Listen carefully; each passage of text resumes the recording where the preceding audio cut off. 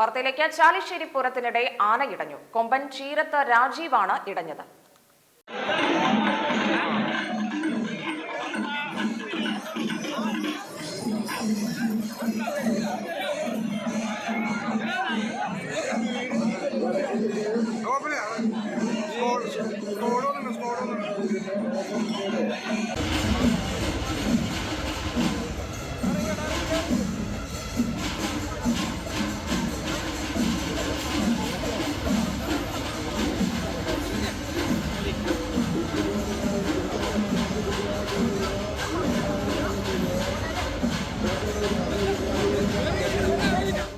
കഴിഞ്ഞ ദിവസം വൈകിട്ട് 5:30 സംഭവം.